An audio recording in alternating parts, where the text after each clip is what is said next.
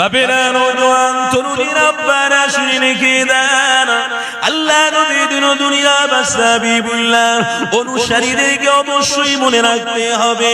এ দুনিয়ার মানুষেরা আল্লাহ নবী দিন দুনিয়া হাবিবুল্লাহ তামাম মক্কাবাসীদের ভিতকে মজবুত করার জন্য আল্লাহ নবী আমার হকে কথা বলতে লেগেছে।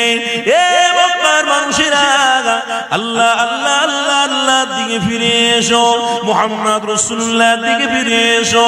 আমি রাসূলুল্লাহ তোমাদের জন্য শাফাআত করব, তোমাদের অবশ্যই নিরাপত্তা নেব, অবশ্যই তোমাদের টেনশন থেকে মুক্তি দেওয়ার জন্য আমার আল্লাহ রাসূলুল্লাহকে দুনিয়া জমিনে পাঠিয়েছে। তোমরা মুহাম্মদ রাসূলের সাথে তাআল্লুক সম্পর্ক রাখো। এ নওজোয়ান তরুণীরা আব্বারা আমার নবীর গোলামরা মনে রেখে দিও, আল্লাহ নবী তাই মক্কা জমিনে হকের কথা বলতে লেগেছে। মক্কার মানুষেরা আল্লাহ নবীকে চিনতে পেরে দরে দরে ঈমান আনতে লেগেছে। আরো জোরে বলুন, এ দুনিয়ার মানুষেরা আল্লাহ নবী দিন দুনিয়ার বাদশা হাবিবুল্লাহর এমন প্রেমিক হয়ে গেল, এমন প্রেমিক দিওয়ানা তৈরি হয়ে গেছে। আমার নবী দুশ্মনী যদি কেউ করে, একা থাকলেও ওই দুশ্মনদের সাথে মোকাবিলা করতে তারা দ্বিধা হটে নে, তারা পিছুই চলে যায় রে, তারা আগিয়ে আগিয়ে গেছে। আল্লাহ নবী দুশ্মনদের বিরুদ্ধে মোকাবিলা করতে হবে। এই দাড়ি টুপি নামাজ রোজা তাদের মধ্যে এমনকে দেখিয়েছিল, এক বাক্যে তারা জানাতে লেগেছে আল্লাহ নবীর জন্য আমি আমার জীবনকে উৎসর্গ করে দিতে রাজি।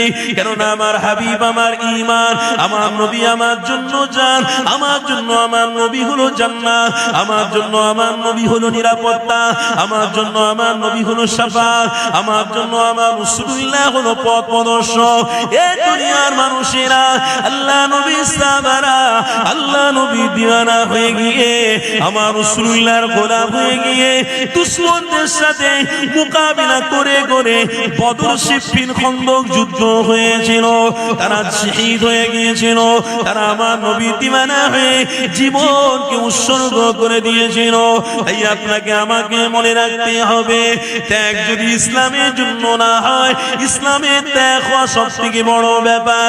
দ্বিতীয় হলো আপনার নীতি ঠিক রাখতে হবে, আদর্শ ঠিক রাখতে হবে। আদর্শটা অন্য কিছুই নয়, আল্লাহ নবী দিন দুনিয়ার বাদশা হাবিবুল্লাহ দেখানো পথটাকে মজবুত করে ধরা, নবীর সুন্নাত জীবনের মধ্যে নিয়ে আসা, এটাই হলো সবথেকে বড় আদর্শ। এ দুনিয়ার মানুষেরা তাহলে একটা ঘটনা আপনাদেরকে শুনিয়ে দিই। আল্লাহ নবী দিন দুনিয়ার বাদশা হাবিবুল্লাহ সাহাবী হযরত সাবির হুজুরের কথা। আল্লাহ নবী মক্কা জমিনে বসে রয়েছে, আল্লাহ নবী দিন দুনিয়ার বাদশা হাবিবুল্লাহ প্রত্যেক সাহাবারা আল্লাহ নবীর কাছে হাজির হয়ে গেলেন। হযরত সাবির হুজুর আমার নবীর দরবারে হাজির হয়ে গেলেন। আল্লাহ নবী দিন দুনিয়ার বাদশা সমস্ত সাহাবাদের নিয়ে হকের আলোচনা করতে লেগেছে, বাতিলের বিরুদ্ধে আলোচনা করতে লেগেছে। আল্লাহ এক, আল্লাহ খাবার দেয়, আল্লাহ সকলকে হায়াত দিয়েছে, আল্লাহ সকলকে ইজ্জত দেবে, আল্লাহ সকলকে দুনিয়া থেকে আবার নিয়ে নেবে। এ দুনিয়ার মানুষেরা কোরআন জানাতে লেগেছে, তুলিজুল লাইলা ফিন নাহারি ওয়া তুলিজুন নাহারা ফিল লাইল ওয়া তুখরিজুল হাইয়া মিনাল মাইয়িতি ওয়া তুখরিজুল মাইয়িতা মিনাল হাইয়্যি। আমার আল্লাহ জীবিত থেকে মুর্দা করতে পারে, মুর্দা থেকে আবার জীবিত করতে পারে। আল্লাহ নবী দয়াল নবী আমার এই কথাগুলো আলোচনা করতেছিলেন, হঠাৎ করে হযরত সাবির হুজুর আমার আল্লাহ নবী দিন দুনিয়ার বাদশা হাবিবুল্লাহ সামনে দাঁড়িয়ে রয়েছে। আমার নবী পাক জাবেরকে জিজ্ঞাসা করতে লেগেছে, এ বাবা জাবের রে, কেন তুমি দাঁড়িয়ে রয়েছো? আল্লাহ নবী সাহাবী জানাতে লাগলেন, ইয়া রাসূলুল্লাহ হাবিবাল্লাহ, আপনার আদর্শ আপনাদের কাছ থেকে শিখেছি, আপনার কাছ থেকে আপনার আদর্শ শিখেছি, আপনার ইজাজত বিহীন এখানে আমি বসতে পারি না, আপনি যদি আমাকে ইজাজত দেন তবেই আমি বসতে পারবো। আল্লাহ নবী দুনিয়ার বাদশা হাবিবুল্লাহ জানাতে এলেছে, এ জাবের, তুমি যে এই আদর্শ গ্রহণ করে ফেলেছো, তোমার মধ্যে যে আদর্শ এসেছে আমি রাসূল জানিয়ে দিলাম অবশ্যই আল্লাহ তোমাকে কবুল করে নিয়েছে। আরো জোরে বলুন, তোমার মধ্যে এতটুকু যে আদর্শ এসে গেছে, প্রেম এসে গেছে, এ জাবের আল্লাহ তোমাকে কবুল করে নিয়েছে। বলুন সুবহানাল্লাহ। অত সহজ নয়। নবীকে ভালোবাসি বলবো কিন্তু নিজের জীবনকে উৎসর্গ করব না, নিজের সিস্টেমকে পরিবর্তন করব না। এই দুনিয়ার মানুষ যেরকম চলে আমিও সেরকম চলবো না, এতে সফলতা পাওয়া যাবে না। কেন? মুশরিক আর ঈমানদারদের মধ্যে আসমান আর জমিনের পার্থক্য আছে। কি গো, কথা বুঝছেন না? বোঝেন? মুশরিক আর ঈমানদার দুটোর মধ্যে আসমান জমিনের পার্থক্য আছে। মুশরিক তারা সিজদা দেয় না, ঈমানদার তারা হক পথে থেকে সিজদা দেয়। তাই সিজদাকারীদের চেহারা থেকে আল্লাহ এক ধরনের আরো বার করবে, মুশরিকদের ঠিকানা জাহান্নাম হবে। তাই আল্লাহ নবী আজ থেকে 1500 বছর আগে উম্মতের মধ্যে কারা হক আর কারা না হক দুটোকে ভাগ করে দিয়ে চলে গেছে, দেখিয়ে দিয়েছেন এটা হক আর এটা না হক, এটা বাতিল এটা হক। ওয়াদাহাকাল বাতিল, এটা বাতিল, আল হক এটা হলো হক। এবার আপনার ব্যাপার, আপনি বাতিলের দিকে বাতিল ধরবেন তো চলে যান। ওই বললাম ইবলিস শয়তান মাথায় টুপি থাকবে, এক ফুং মারবে, টুপি উড়ে চলে যাবে, দাড়ি কেটে দিতে হবে, সব ছেড়ে দিতে হবে। কেন? আপনি বাতিলকে পছন্দ করেছেন, আপনি হক পছন্দ করেন। আর হক যদি পছন্দ করতেন, হযরতে জাবের রাদিয়াল্লাহু তাআলা আনহুর মধ্যে যে আদর্শ ছিল, ওই আদর্শতে আমার আল্লাহ খুশি হয়েছিলেন। আপনাদেরও ওই হক পথে থেকে আদর্শ ঠিক থাকলে আমার আল্লাহ কিন্তু আপনাকেও নবীর গোলাম হিসেবে কবুল করে নেবেন। আরো জোরে হবে না? ওই জন্য দাদা হুজুর পীর কেবলায় সমস্ত মাহফিল করে গেছে। ওই জন্য 5 হুজুর কেবলা মাহফিল জায়গায় জায়গায় করে গেছে, খানকা শরীফ করে গেছে। কত খানকা নেবেন পশ্চিম বাংলায়? জায়গায় জায়গায় মসজিদ তৈরি করে গেছে, মাদ্রাসা তৈরি করে গেছে, খানকা তৈরি করে গেছে। কেন? একটা ভিড় যদি মজবুত করে রাখা হয়, ওই জায়গাতে আল্লাহর ওলিরা যদি আসে, তাহলে সহবতে অন্তত পক্ষে আল্লাহর নবীর গোলামরা রাসূলকে চিনতে পেরে যাবে।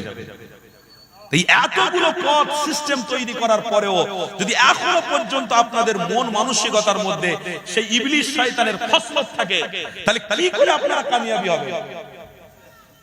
কি করে আপনারা নাজাত পাবেন? কোন দিন নাজাত পাওয়া যাবে না যতক্ষণ পর্যন্ত আপনার ঈমান এবং আমলটাকে ঠিক রাস্তায় পরিচালনা রাখবেন। আর ঠিক চালনা রাখতে গেলে আপনার মধ্যে অভাব আসবে, গালাগালি দেবে আপনাকে, লোক কষ্টদায়ক কথা বলবে, আপনাকে শুনতে হবে। অত সহজ নয়। আপনাকে লোক উল্টোপাল্টা কথা বলবে, আপনার বিরুদ্ধে লোক কথা বলবে, আপনার টুপি নিয়ে কথা বলবে, আপনার দাড়ি নিয়ে কথা বলবে, সহ্য করতে হবে। ঈমানদার অত সহজ নয়। আপনার কষ্টের কথা, আপনি যে কষ্ট করছেন, হকের পথে আছেন, ওটা দেখে ইবলিস শয়তানদের চোখ জ্বলবে, দূর থেকে ঢিল মারতে পারে, কষ্টদায়ক কাজ করাতে পারে। আপনাকে সবর করতে হবে, ধৈর্য ধরতে হবে। কেন? আমার আপনার নবী, আমার আপনার ঈমান ধৈর্য ধরেছেন আর শিক্ষা দিয়েছেন, যারা আমার উম্মত হবে তারা সব জিনিসে ধৈর্য ধরবে ইনশাআল্লাহ। ধৈর্যকারীদের সাথে আল্লাহ রয়েছে, জোরে বলে বলে ধৈর্যকারীদের সাথে কে রয়েছেন? কে রয়েছেন? আল্লাহ। তবে হ্যাঁ, টুপি মাথায় দিলে, মুখে দাঁড়ি রাখলে, নামাজ পড়লে, রাস্তায় বেরোলে অনেক মানুষ আবার আপনাকে ভালোবাসবে, সালাম দেবে, মুসাফা করবে। আপনি মনে করবেন বাহ খুব সুন্দর হচ্ছে। তারপরে আপনাকে একদিন ডেকে বলবে, এখানে আসুন চাচা, ওই জিনিসটা আপনি খান, ডাক্তার বলছে ওই জিনিসটা খেলে আপনার রোগ ভালো হয়ে যাবে। ওই টুপিওয়ালা, ওই দাড়িওয়ালা আবার রাস্তার ধারে যে হারাম জিনিসটা পান হচ্ছে, ওই হারাম জিনিসটা ঢক ঢক করে ওষুধ হিসেবে খেয়ে নেবে। আপনার টুপি, আপনার দাড়ি আপনাকে জান্নাতে নিয়ে যেতে পারবে না।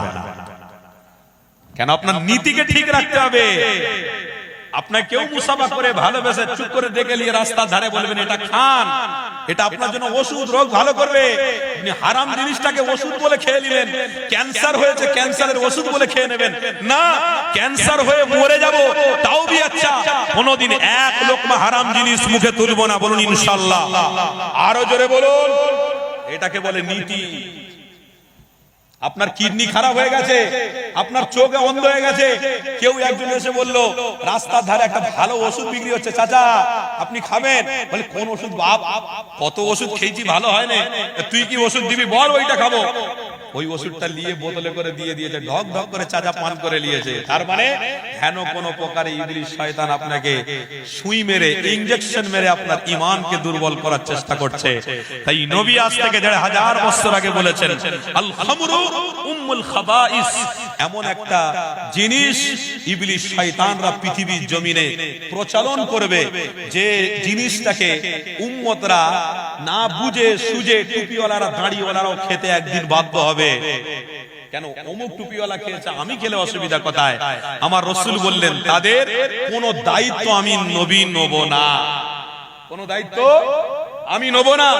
কবরেও তাদের দায়িত্ব নেব না, কিয়ামতের দিনেও আমি দায়িত্ব নেব না। দায়িত্ব কি? শাফাআত।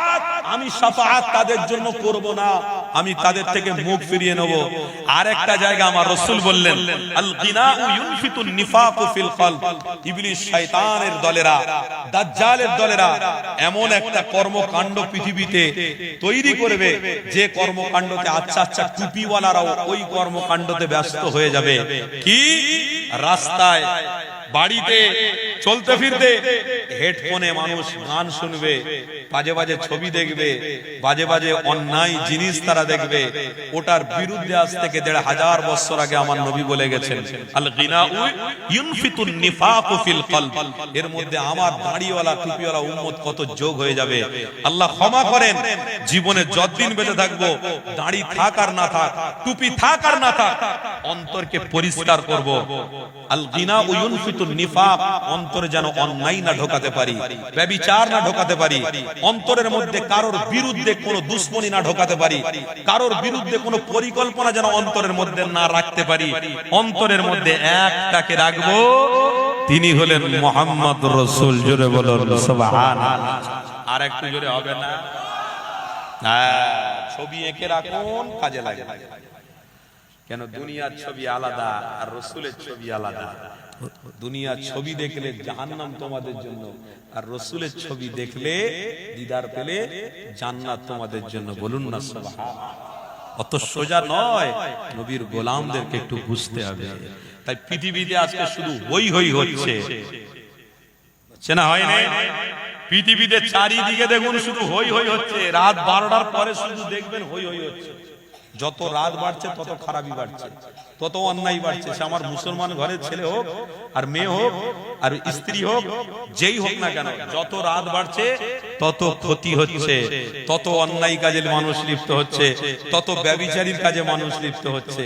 মুসলমান, একটু আপনাদেরকে জুড়তে এসেছি, ভালোবাসার মেসেজ দিতে এসেছি, হকের মেসেজ দিতে এসেছি। যাই বা হোক, যতদিন বেঁচে থাকবেন স্বপ্ন দেখুন আমার নবীর দিদার পাওয়ার জন্য। চোখে যদি একবার দিদারের আশা থাকে, ইনশাআল্লাহ আল্লাহ ওই উম্মতকে দিদার দিয়ে জান্নাতের মেহমান হিসেবে কবুল করে নেবেন। আপনারা সেই নবীর, আমরা সেই নবী। তাহলে আসুন একটু আলোচনা গিয়ে নিয়ে যাই। আল্লাহ নবী দিদার প্রাপ্ত মুসাতে জামান আমিরের শরিয়ত কুতুবুল আলাম, আল্লাহ নবী দিদার পাত্র সুলতান হিন্দ খাজা গরিবে নওয়াজ, আল্লাহ নবী দিদার প্রাপ্ত এমন করে পিরানি পীর দস্তেগি বড় পীর আব্দুল কাদের জিলানী রাহমাতুল্লাহ আলাইহি, ইনারা হলে আল্লাহ নবী দিদার প্রাপ্ত গোলাম। এ যুবকেরা, এমন নবীর গোলামেরা, হযরত পিরানে বিদস্তেগি বড় পীর আব্দুল কাদের জিলানী হুজুরের আলোচনা একটুখানি আপনাদের সম্মুখে রাখি। কেননা পিরানে বিদস্তেগি হকের পথ অবলম্বন করার জন্য পিরানে বিদস্তেগিকে আল্লাহ পাক সমস্ত পীরদের পীর আল্লাহ বানিয়ে দিয়েছে। যুবকেরা, তরুণীরা, আব্বারা, পিরানে বিদস্তেগি বড় পীর আব্দুল কাদের জিলানী হক পথকে অনুসরণ করার জন্য বাতিল ও পীরকে বুঝতে পেরেছিল। হযরতে পিরানে বিদস্তেগি বড় পীর আব্দুল কাদের জিলানী হুজুরকে আমার আল্লাহ সোনার অক্ষর ইতিহাসের পাতায় এখনো লিপিবদ্ধ করে দিয়েছে। এ নবীর গোলামরা শুনে রেখে দিও, এই পিরানে বিদস্তেগিকে আমি আল্লাহ কবুল করে নিয়েছি একটাই কারণে, কেননা আমার হাবিবের দিদার লাভ করার কারণে। এই দুনিয়ার মানুষেরা, আমার নবী গোলামীরা এই পিরানে বিদস্তেগি বড় পীর আব্দুল কাদের জিলানী হুজুর আমার হকের কথা বলতে লেগেছে, বাতিলের বিরুদ্ধে কথা বলতে লেগেছে। এই পিরানে বিদস্তেগি বড় পীর আব্দুল কাদের জিলানী হকের পথ চলতে চলতে চলতে হঠাৎ করে দিনের দাওয়াত দিতে দিতে একটা গায়ের মুসলমান ব্যক্তিও আমার পিরানে বিদস্তেগি বড় পীর আব্দুল কাদের জিলানীর অনুসারী হয়ে গেছে। এই দুনিয়ার মানুষ রে, আমার নবী দিওয়ানারা শুনে রেখে দিও, পিরানে বিদস্তেগি হক পথকে অনুসরণ করে থাকার জন্য, আমার নবীকে সত্য বলে মেনে নেওয়ার জন্য পিরানে বিদস্তেগিকে আল্লাহ মাকাম বানিয়েছে, সাহায্য করেছে, গায়েব থেকে আল্লাহ সাহায্য পাঠিয়েছে। এই পিরানে বিদস্তেগির অনুসারীদেরকে একটু শুনিয়ে দি, আরে কি পীর আল্লাহ তোমার আমার জন্য বানিয়েছিল। পীরদের পীর জিলাকে বলা হয় গাউসুল আজম বড় পীর আব্দুল কাদের জিলানী হুজুর আমার এমন করে বাগদাদ শরীফের জমিনে হেঁটে হেঁটে বেড়াতে লাগে। তিনার আদর্শ, তিনার চলাফেরা, তিনার খাওয়া দাওয়া দেখে মানুষ উৎফুল্ল হতে লাগলো, আনন্দ পেতে লাগলো। এ দুনিয়ার মানুষের এক তারিখে পিরানে বিদস্তেগি বড় পীর আব্দুল কাদের জিলানী হুজুরের অনুসারী রাস্তায় যেতে যেতে পীরের কথা বলতে বলতে যাচ্ছে। হঠাৎ করে একটা মানুষ দাঁড়িয়ে গিয়ে ওই পিরানে বিদস্তেগির বড় পীর আব্দুল কাদের জিলানী অনুসারীটার কাছে অর্থ নিয়ে দান করতে লেগেছে। এ দুনিয়ার মানুষের ঠিক ওই সময়তে পিরানে বিদস্তেগির মুরিদটা জানাতে লাগলো, আপনাকে চিনি না জানি না, আমার পীরের নাম বলতে আপনি আপনার পকেট থেকে টাকা দিচ্ছেন, কি ব্যাপার, কিসের জন্য আপনি এটা দিতে লেগেছেন? ঠিক ওই সময়তে ওই মানুষটাও বলতে লেগেছে, এ বাবা তুমি যে পীরের নাম বললে ওই পীরও আমার পীর। আরো জোরে বলো। এ দুনিয়ার মানুষের ওই সময়তে তিনি বলতে লেগেছে, আমার পীরকে আমি এতটা মহব্বত করি, আমার নিজের অর্থ তোমাকে দিতে লেগেছে, কেননা তুমি আমার পীরের নাম বলেছো, তুমি আমার পীরের নামকে বলেছো, পীরের নামেতে আমি টাকা দিয়েছি। এই যুবকেরা ওই পিরানে বিদস্তেগি বড় পীর আব্দুল কাদের জিলানীর ভক্ত মুরিদটা বলতে লাগলো, শুনেছি আপনি নাকি গায়ের মুসলমান, আপনার অর্থ নেওয়া আমার জন্য যাবে না। ঠিক ওই সময়তে বলতে লেগেছে, এ বাবা তুমি যেমন পিরানে বিদস্তেগি অনুসারী হয়ে গেছো, আমিও আমার পীরের অনুসারী হয়েছি, সাথে সাথে আল্লাহ তার রাসূলকে মহব্বত করে ঈমান এনে নিয়েছি। আরো জোরে বলুন। গায়ের মুসলমান ব্যক্তিটা বলছে, তুমি তোমার পীরকে যেমন ভালোবেসেছো, আমিও বড় পীর আব্দুল কাদের জিলানীর সাথে সম্পর্ক করে আমিও চুপি চুপি তেনার ভক্তের হাত দিয়ে, তেনার মুরিদের হাত দিয়ে আমিও ইসলামের ঈমানের কলেমা পড়ে ফেলেছি। দেখেছেন, হককে মানুষ হক বলেই মানবে, অত সহজ নয়। গায়ের মুসলমান ব্যক্তি তিনি আমার বড় পীর সাহেবের হাতে হাত দিয়ে ঈমান এনে নিয়েছে। এ যুবকেরা, আমার নবীর গোলামরা শুনে রেখে দিও, ওই পীরানে পীর দস্তগীর বড় পীর আব্দুল কাদের জিলানী হুজুরের অনুসারীটা, গায়ের মুসলমান অনুসারীটা চুপি চুপি ঈমান এনে নিয়ে নিজে নিজে কোরআন পড়তে শিখে গেছে, নিজে নিজে নামাজের তরিকা শিখে গেছে, রোজা মাসে রোজাও রাখতে শিখে গেছে। এ যুবকেরা, তরুণীরা, আব্বারা, তিনি অল্পে অল্পে কোরআন নামাজ রোজা সবকিছু করছে, চুপি চুপি, কেউ জানে না। গ্রামের লোক যদি জানে তাহলে বিরোধী বেড়ে যাবে। তেনার অনেক ধন সম্পত্তি রয়েছে, সব সম্পত্তি গুলো মানুষ নিয়ে আত্মসাৎ করে ফেলবে। তাই নিজেকে গোপন রেখে দিয়ে পীরানে পীর দস্তগীর বড় পীর আব্দুল কাদের জিলানী অনুসারী হয়ে গিয়ে চুপি চুপি নামাজ রোজা হজ যাকাত দান খয়রাত করতে লেগেছে। এ যুবকেরা, এক তারিখে দেখতে পাওয়া যায় ওই পীরানে পীর দস্তগীর বড় পীর আব্দুল কাদের জিলানী ভক্ত মুরিদরা দুনিয়ার জমি ছেড়ে বিদায় নিলেন। ইন্না লিল্লাহি ওয়া ইন্না ইলাইহি রাজিউন। ওই দুনিয়া ছাড়ার কথাটা চারিদিকে খবর হয়ে গেল।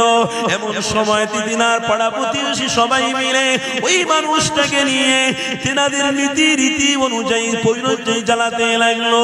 কাঠের ব্যবস্থা করে নিয়ে ওই কাঠের উপরে রেখে তিনাকে আগুনে পোড়াতে লেগেছে। এর বিরুদ্ধে আমরা শুনে রেখে দিও, যাদের অন্তরে নামাজ রোজা হজ যাকাত এক কথায় মুহাম্মদ রাসূলুল্লাহ রয়েছে, কাঠের আগুনের কোনো শক্তি নেই, তার একটা পশম পুড়িয়ে দেখাবে। এ যুবকেরা, এবার নবীর গোলামরা, কি নবীর গোলাম, দেখো দেখো কি নিজের দিলকে অন্তরকে পরিষ্কার করেছিল। দেখো পীরের সোহবতে থেকে থেকে হকের পথকে অবলম্বন করে ফেলেছে, পীরের সোহবতে থেকে থেকে হককে অনুসরণ করে এগিয়ে চলে গেছে। এ নবীর গোলামেরা ওই পীরানে পীর দস্তগীরের ভক্ত মুরিদটাকে নিয়ে গ্রামের মানুষরা আবার আরেকটা জায়গায় কাঠের আগুনের ব্যবস্থা করলো, সেখানে তাকে পুড়ানোর ব্যবস্থা করা হলো। তেনার দেহ সেখানেও পুড়ছে না। আবার আরেকটা জায়গাতে কাঠের আগুনের ব্যবস্থা হলো, সেখানে তেনাকে পুড়ানোর ব্যবস্থা হলো, সেখানেও তেনা দেহটা পুড়ানো যাচ্ছে না। সবাই মিলে আশ্চর্য হয়ে গেছে, কাঠ পুড়ে ছাই হচ্ছে, মানুষ পুড়তে যাচ্ছে না, কি ব্যাপার? সবাই আলোচনা করে নিয়ে ওই মানুষটাকে সমুদ্রের মধ্যে ভাসিয়ে দেওয়া হলো।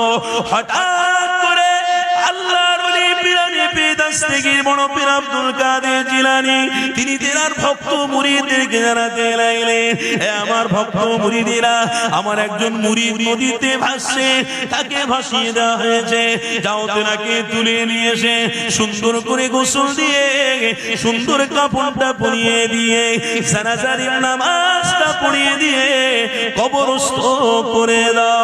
পীরের কথা মতো ভক্তরা গিয়ে ওই মানুষটার লাশটাকে তুলে নিয়ে এসে সুন্দর করে কাপড় দাফনের ব্যবস্থা করে দিয়ে সবাই যে যার বাড়ি ফিরতে লেগেছে।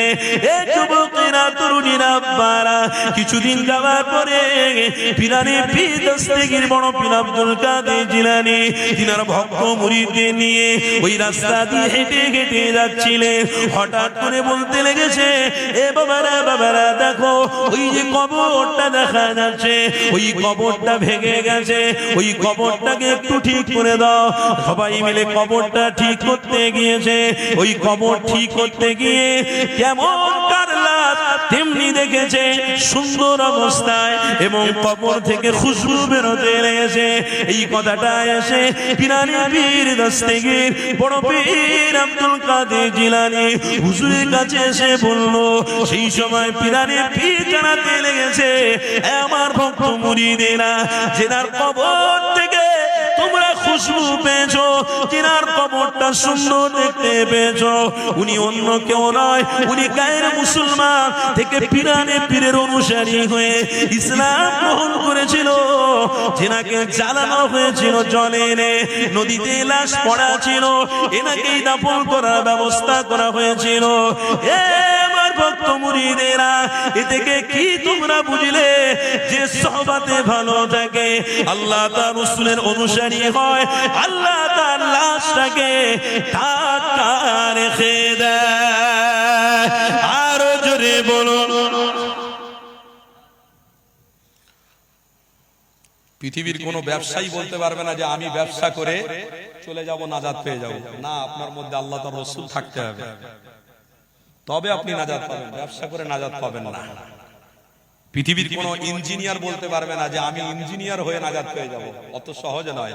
পৃথিবীর কোন ডাক্তার, মাস্টার, প্রফেসর কেউ বলতে পারবে না যে আমি আমার জায়গায় থেকে আমি নাজাত পাবো না, যতক্ষণ আল্লাহ তার রাসূলকে আপনি অন্তরের মধ্যে রাখতে পারছেন না ততক্ষণ আপনি নাজাত পাচ্ছেন না। যেদিন থেকে রাখবেন, আপনি ডাক্তার হলেও কি, মাস্টার হলেও কি, প্রফেসর হলেও কি, গায়ের মুসলমান হলেও কি, আল্লাহ আপনাকে কবুল করে জান্নাতি বানিয়ে নেবেন। তাহলে সব কাজ পেটের জন্য, আর ঈমানটা হবে আল্লাহ তার রাসূলের জন্য। জোরে বলে আজকে তাই আপনারা কাজ করেছেন, ঈমানের কাজ করেছেন, তাই আজকের মিলেমিশে ঈমানের কাজ করছেন, নিজেদের মূল্যবান সময়টাকে মূল্যবান জায়গায় আপনারা ব্যয় করছেন, এতেই কামিয়াবি হয়। আর এগুলো করার জন্য অনেক জায়গায় দুশমনি হবে, অনেক জায়গায় অপবাদের শিকার হতে হবে, অনেক জায়গায় ছোট হতে হবে। খোদার কসম করে হাত দুটো জড়ো করে বলছি, ছোট হবেন তো হবেন, কোনো অসুবিধা নেই, কিন্তু হাল কোনোদিন ছাড়বেন না। ছাড়া যাবে? এই বাবেরা ছাড়া যাবে না। এই হালটা কিন্তু আল্লাহ দেখছে, আল্লাহু সামিউম বাসীর, আল্লাহ দেখছে। এই যে হালটা আপনারা ধরেছেন, এই হাল কিন্তু আল্লাহর জান্নাতের পথ আপনাকে দেখিয়ে দিচ্ছে। এই পথ যে আপনারা ধরেছেন, ইহদিনাস সিরাতাল মুস্তাকিম, এই পথ কিন্তু আপনাকে জান্নাত দেখাচ্ছে।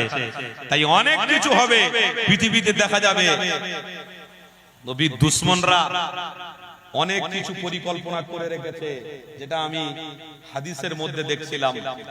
যেমন একটা দিন আসবে, ইমাম মেহেদী আলাইহিস সালাতু ওয়াস সালাম আসবে নবীর গোলামদেরকে নবী থেকে সরানোর জন্য। ইমাম মেহেদী আলাইহিস সালাতু ওয়াস সালাম এসে মোকাবিলা করে লা ইলাহা ইল্লাল্লাহর ঝান্ডায় সবাইকে নিয়ে আল্লাহর জান্নাতে প্রবেশ করার জন্য তিনিও আবার আসবে। তবে এখানে একটা কথা আছে, ইমাম মেহেদী আলাইহিস সালাতু ওয়াস সালাম আসবে কার নসল থেকে আসবে? হযরত ইমামে হোসেনের নসল থেকে আসবে। জোরে বলুন সুবহানাল্লাহ। ইমামে হোসেনের নসল থেকে আসবে। তারপরে মানুষ কালো অন্ধকার মেয়েকে ছন্নিত হয়ে যাবে, নিজেরা বলবে আমরা আমাদের জায়গা ঠিক আছি, কিন্তু কিছু সংখ্যক হামলা হবে। তার মানে আল্লাহর গজব হবে। এই গজবে হাজার হাজার লক্ষ লক্ষ মানুষ মরে যাবে, শেষ হয়ে যাবে। কিছু সংখ্যক মানুষ বেঁচে থাকবে। এই কিছু সংখ্যক মানুষ বেঁচে থাকতে থাকতে কিছু সংখ্যক, ধরুন 4 কোটি মানুষের মধ্যে 3 কোটি মানুষকে আল্লাহ মেরে দেবে। আল্লাহ গজব দিয়ে, হামলা দিয়ে মেরে দেবে, শেষ করে দেবে। 1 কোটি মানুষ থাকবে। 1 কোটি মানুষের মধ্যে 10,000 মানুষ পাক্কা খাঁটি ঈমানদার থাকবে। আপনার 10 কোটির মধ্যে 10 কোটি ঈমানদার থাকবে। কিন্তু এই ঈমানদারদেরকে আবার ঈসা নবী এসে, আবার ঈসা নবী আসার আগে কে আসবে? দাজ্জাল আসবে। এই দাজ্জাল এসে 10 কোটি মানুষকে আবার বিভ্রান্ত করার চেষ্টা করবে। এই আপনার 1 কোটি মানুষকে, এই 1 কোটি মানুষকে বিভ্রান্তি করার চেষ্টা যখনই হবে, তখন ঈসা নবী এসে এই 1 কোটি মানুষকে আবার সঠিক রাস্তা দেখাবে। আলহামদুলিল্লাহ, এই 1 কোটির মধ্যে আবার কতগুলো দাজ্জালের অনুসারী হবে, কতগুলো ঈসা নবীর অনুসারী হবে। ওই ঈসা নবীর অনুসারীদেরকে আমার আল্লাহ জান্নাতি হিসেবে কবুল করে নেবে। এই বিপদ আস্তে আস্তে করে আসছে, তবে কবে আসবে আল্লাহু আলাম, আমরা কেউ জানে না। কিন্তু এখন থেকে আমাদেরকে মজবুত হতে হবে। ঠিক না ভুল বলছি? এখন থেকে তৈরি হতে হবে। সেটা ওয়াজের মাজলিসে হোক, নামাজের পার্টিতে হোক, মাদ্রাসায় হোক, খানকায় হোক, দাদা হুজুরের খানকায় হোক, আল্লামা হুজুরের খানকায় হোক, যেখানে হোক আপনাদের নাম লিখিয়ে দিতে হবে। আল্লাহ স্যালেন্ডার হচ্ছি, আমরা ঈসা নবীর দলের লোক, আমরা ইমাম মেহেদী আলাইহিস সালাম দলের লোক, আমরা দাজ্জালের লোক নয়। আপনারা যখন স্যালেন্ডার হচ্ছেন, তখনই কিন্তু আপনাদেরকে আল্লাহ 400 কোটি মানুষের মধ্যে 300 কোটি মানুষ যে মারা যাবে, আল্লাহ আপনাদেরকে মারবে না। কারণ আল্লাহ বলছেন, যত আমার বান্দা আমার দাসত্ব করবে, আমার রাসূলের দিকে থাকবে, আমি আল্লাহ তাদের হায়াতকে আরো বেড়িয়ে দিতে থাকবো। আমি আল্লাহ তাদেরকে পছন্দ করব যে তারা খুঁড়ো হয়ে যাক, বুড়ো হয়ে যাক, লাঠি ধরুক, তারা আমার ইবাদত আরো বেশি করুক, কেন আমাকে ভালো লাগে। আমি আল্লাহ আমার দাসত্ব যারা করে আমার খুব ভালো লাগে, আমি তাদেরকে বেঁচে রাখবো। 4 কোটি মানুষের মধ্যে 3 কোটি মানুষকে মেরে দেবে যারা মাথায় টুপি, মুখে দাড়ি রাখতো, কিন্তু এই সমস্ত কর্মকাণ্ড ওদের যোগ ছিল না, যাদের মজবুতির মধ্যে তারা রাখতো না, তাদের নিজের জীবনকে নিজের স্টাইলে চলাতো, সেই অনুযায়ী তারা সেই মতো তাদেরকে দুনিয়া ছাড়তে হবে। 1 কোটি মানুষ পৃথিবীতে থাকবে, এই 1 কোটি মানুষকে আবার বিভ্রান্ত করার চেষ্টা হবে, কিন্তু 1 কোটি মানুষই সলিড ইমাম মেহেদী আলাইহিস সালামের অনুসারী এবং ঈসা নবীর অনুসারী হয়ে তারা আল্লাহর জান্নাতে পৌঁছবে। জোরে বলুন সুবহানাল্লাহ। তা আজকের আমরা যে ভালো কাজ করছি, আমরা আমাদের নীতির জায়গায় যে ঠিক আছি, এটা আল্লাহকে দেখাচ্ছি না দেখাই? এই কথা বলো, এটা আল্লাহ দেখছেন না দেখেন? আল্লাহ যখন দেখছেন, ইনশাআল্লাহ করোনার মতো এত বড় রোগে আল্লাহ আমাদেরকে হেফাজত করেছেন না করেন? এই বলেন করেছেন না করেন? তাহলে করোনাতে কত বড় লোক, পয়সাওয়ালা, গরিব লোক, ভ্যানওয়ালা মারা গেছে না জানেন? কত টুপিওয়ালা, দাড়িওয়ালা মারা গেছে না গেছে? তার ভিতরে আল্লাহ আমাদেরকে হেফাজত রেখেছে। তদরূপ কার ঈমান আল্লাহ পছন্দ করে সেটা আল্লাহ জানে, কোন মৌলী সাহেব জানে না, কোন পীর সাহেব জানে না। কথা ঠিক না ভুল বলছি? কার ঈমান আল্লাহ কবুল করেছে, কার ঈমানের প্রতি আল্লাহর রাসূলের প্রতি ভরসা ইয়াকিন আছে, সেটা আল্লাহই জানে, কেউ জানে না দুনিয়ার মানুষ। তো সেইখানে আল্লাহর বান্দারা যত কাতার মজবুত করবে, তত আমার আল্লাহ তাদের হায়াত বাড়িয়ে দেবে। জোরে বলুন সুবহানাল্লাহ। হক পথ অবশ্যই ধরে থাকলে আল্লাহকে খুশি করা যাবে, আর হক পথ ছেড়ে দিয়ে কোন মানুষের দেখানো পথ অনুসরণ করলে আল্লাহকে খুশি করা, এই বলুন, আল্লাহকে খুশি করা যাবে না। তা আজকের হক পথ যে আপনারা অবলম্বন করেছেন, হক রাস্তায় যে আছেন, এতে আপনারা খুশি? কথা বলুন, এতে খুশি? খুশি না? এই যে হক পথে আপনারা আছেন, এতে খুশি নয়? খুশি তো তাকবীর দেন না, নারে তাকবীর। না হচ্ছে না, মোহাব্বতে দেন নারে তাকবীর। মুজাদ্দিদ জামানের হক সিলসিলা, হেজবুল্লাহ দাদা পীরের হক সিলসিলা, মাসলাকে মুজাদ্দিদ জামান, মাসলাকে মুজাদ্দিদ জামান, আহলে সুন্নাত ওয়াল জামাআতের অনুসারীগণ, আহলে সুন্নাত ওয়াল জামাআতের অনুসারীগণ নারে তাকবীর। আমার বাপ ভাইরা, আলোচনা আপনারা কষ্ট পাচ্ছেন নাকি? অসুবিধা হচ্ছে আপনাদের? মোহাব্বতে একটু দরুদ শরীফ পড়া যাবে, ভালোবাসায় জান খুলে প্রাণ ভরে একটু দরুদ শরীফ পড়ুন। দরুদ শরীফ আল্লাহুম্মা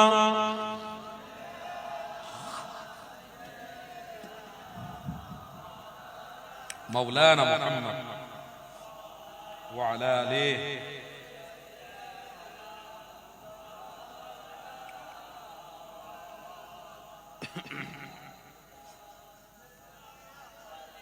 سيدنا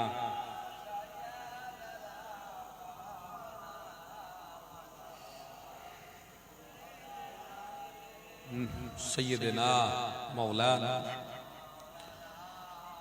বলুন না সকলে সাল্লাল্লাহু তাআলা আলাইহি ওয়াসাল্লাম। রাসূলের দিওয়ানারা একটু শোনো মনোযোগ দিয়ে, কবি কি বলছে। कभी भी हमसे हिजरत का सफर भूला न जाएगा, कभी भी हमसे हिजरत का सफर भूला न जाएगा,